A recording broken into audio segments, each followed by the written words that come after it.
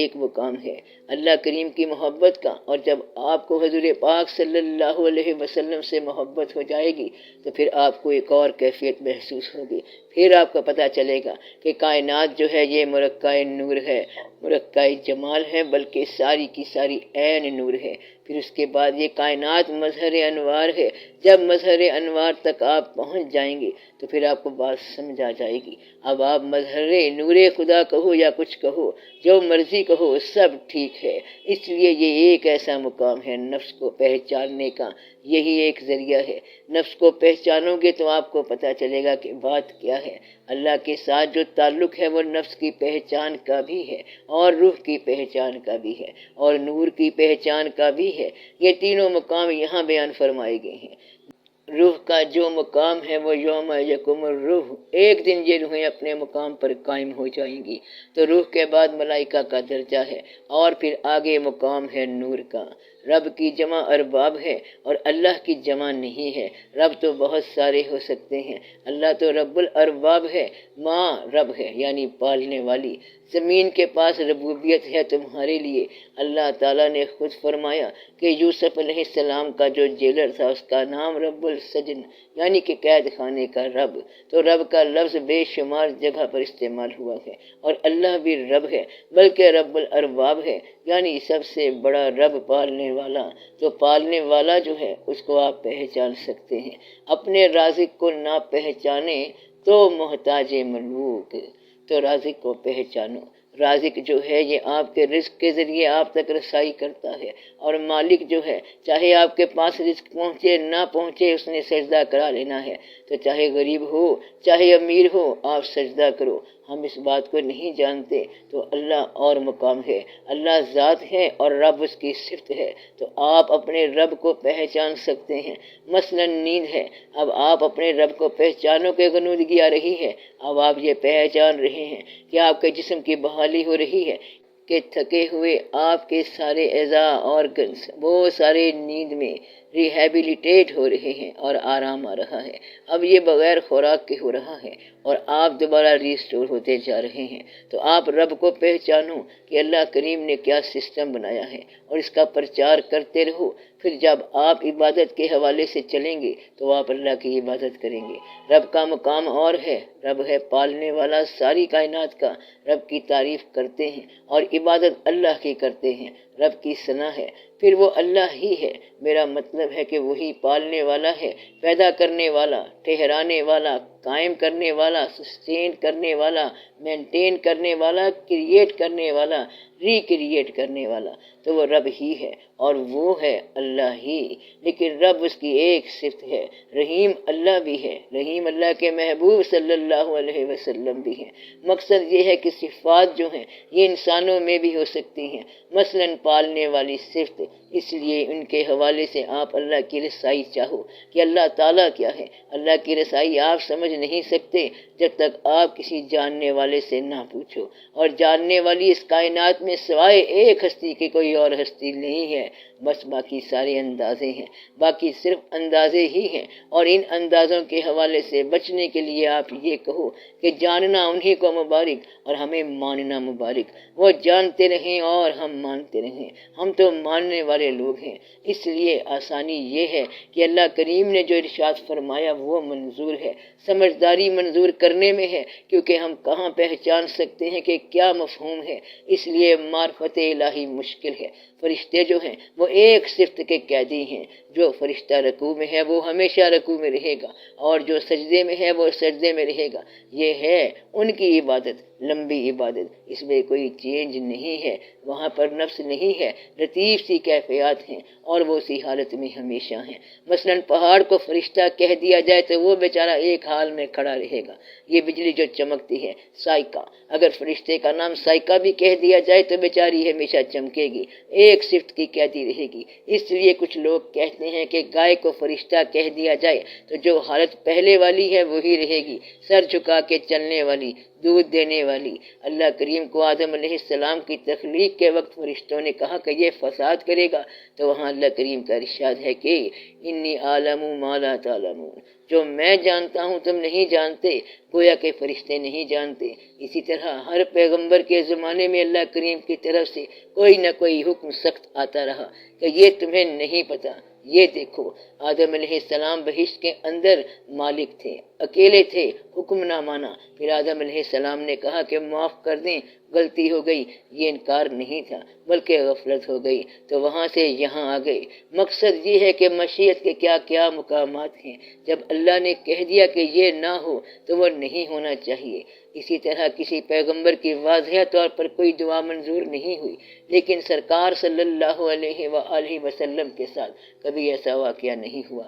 سرکار صلی اللہ علیہ وسلم نے کوئی دعا کی ہی نہیں جو منظور نہ ہوئی ہو، کیونکہ وہ جانتے ہیں کہ اللہ کی منشا کیا ہے۔ یہ نہیں ہو سکتا کہ سرکار صلی اللہ علیہ وسلم کی ذات سے، آپ صلی اللہ علیہ وآلہ وسلم کی زبان سے کوئی بات نکلے اور وہ نہ ہو۔ اس حد تک مشیت آشنا ہے، واحد ذات ہیں جن کے لفظ کی صداقت کبھی کمزور نہیں ہوئی۔ اس لیے عرفان الہی کا یہ نور آپ کا مقام آپ صلی اللہ علیہ وسلم ہی کا ہے کہ آپ صلی اللہ علیہ وسلم اس مقام تک پہنچے۔ باقیوں نے اللہ کریم کا جلوہ دنیا میں دیکھا، آپ صلی اللہ علیہ وسلم نے جلوہ سے ذات تک رسائی کی۔ باقیوں نے ذات کا جلوہ دیکھا، آپ صلی اللہ علیہ وسلم نے جلوے والی ذات دیکھی کہ واحد ذات آپ صلی اللہ علیہ وسلم ہیں، کہ باقی جلوے دیکھتے رہے۔ ظاہر جلوے، سارے جلوے جیسے بھی ہیں اللہ کے، اور آپ صلی اللہ علیہ وسلم نے جلوے والی ذات کا دیدار کیا۔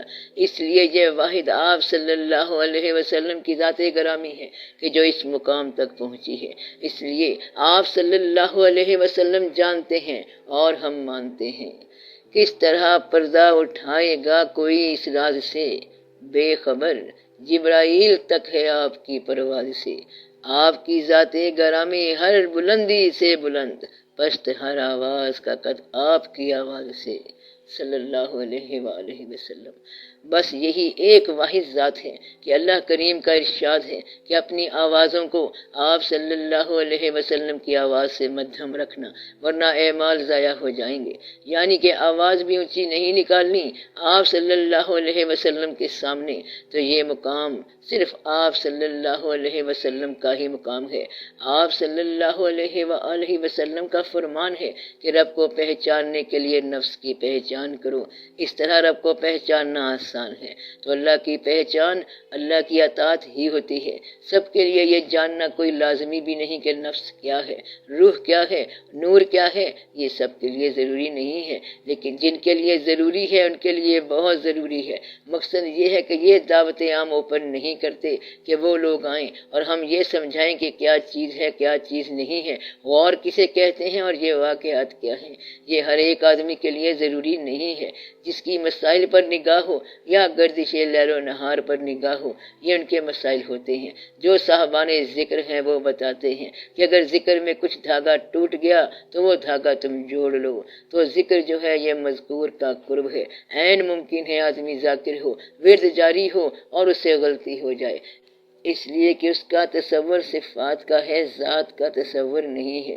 اس لیے ذکر کے اندر گم رہنے والا انسان ضروری نہیں کہ جلوے سے آشنا ہو۔ ذکر کرنے والے بے شمار سائل فقیر مانگنے والے ہوتے ہیں، ورد جاری ہوتا ہے، ذکر کرتے جا رہے ہیں، مانگتے چلے جاتے ہیں۔ مدعا یہ ہے کہ ذکر آپ کو ایبسارب کرتا ہے، محویت دیتا ہے، مگر جب تک اندر سے صفات نہ بدلیں ذکر اس وقت تک آپ کو کچھ نہیں دیتا۔ جب آپ مرنے سے پہلے اگر مر چکے ہوں تو پھر ذکر کی کیفیت اور ہے، تو ذات آشنا ہونے کے لیے ایک اور مقام ہے۔ اس لیے ذکر کے ساتھ پیر کا ہونا لازمی ہے، جسے تصور کہتے ہیں۔ تصور ہو تو پھر بات اور ہو جاتی ہے۔ اس لیے یہ جو مقامات ہیں غور کے، فکر کے، یہ رسائی وغیرہ، یہ ہر ایک کا مسئلہ نہیں ہے، اور یہ کسی زمانے میں بھی نہیں ہوا، تو یہ صرف کچھ لوگوں کے ساتھ ہوتا ہے۔ عام مسائل یہی ہوتے ہیں کہ یہ کیا مسئلہ ہے، میں غصے میں بیوی کو یہ کہہ بیٹھا، اب کفارہ کیا ہوگا، کچھ حالات میرے ایسے ہو گئے ہیں، خرچ زیادہ ہو گیا آمدن سے، اب کیا کیا جائے، یا تو وہ خرچ کم کرے یا آمدن زیادہ کرے، اور اگر دونوں نہیں ہوتے تو تیسری بات یہ ہے، اس کے لیے دعا کرو کہ اللہ تعالیٰ اس کے لیے کوئی سبب بنائے۔ جس آدمی کا رزق ضرورت سے کم ہو گیا، جیسا کہ عام طور پر ہو جاتا ہے، یا تو اس کی کمپنسیشن کرو۔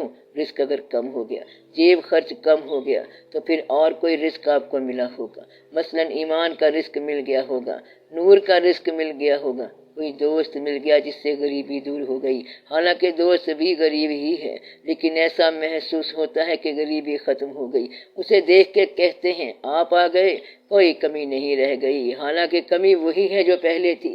اس لیے اللہ کریم کبھی انسان کو اکیلا نہیں چھوڑتا۔ ایک چیز ہوتی ہے دوستی، اور یہ چیز کہیں نہ کہیں موجود ہوتی ہے۔ اللہ کریم فرماتا ہے کہ آپ کے لیے دریاؤں میں، بارشوں میں، آسمانوں میں، زمینوں میں رزق ہے۔ جلوہ نگاہ کا رزق وہی ہے جسے آپ حسن کہتے ہیں۔